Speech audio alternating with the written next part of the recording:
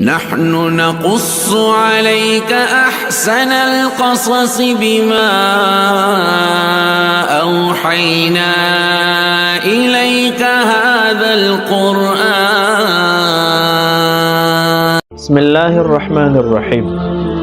یو ملګری تاسو کړو کو یو انسان په موس کې او خاندي نو د خندا سره د موس ماتيږي او کنه. نو فقها فرمای کو یو انسان په موس کې ضحک کی یعنی داسې او خاندي چې دا د خپل خندا आवाज په خپل ووري غیر چا پیرا کسان وو نری په بدی صورت کې د موس مات شو.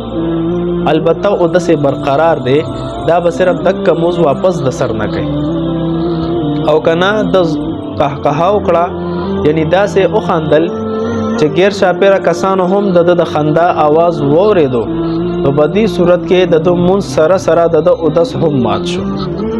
هدايه کې د دې مسلې لاندې صاحب د هدايه او حدیث نقل کړي.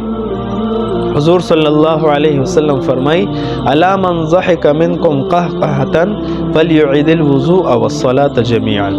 کو یو سړی تاسو نه پموس کې قهقه وکړي یعنی داسې او خاندي چې غیر شاپیرا کسان د خندا आवाज ووري په دې صورت کې بدا د اودس اعاده هم کوي د موز اعاده به هم کوي.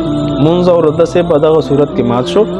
البته د سر نه به اودسو کی بیا به د موز واپس د سر نه کوي. تنویر الابصار کې د اودس په نواقض کې لیکلي دي وقهقهه بالغ ولو امراه سهوا.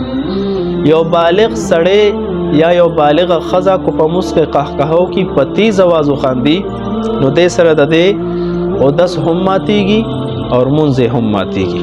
نو دې نه معلومه دا شو کو یو نابالغ ماشوم یو نابالغ جنې په موس کې او خاندي نو د دې نابالغ ماشوم او د نابالغ جنې په خندا سره د دې منظم نه ماتيږي او اودس هم نه ماتيږي چونکه هغه لا مکلف نه دي. السلام.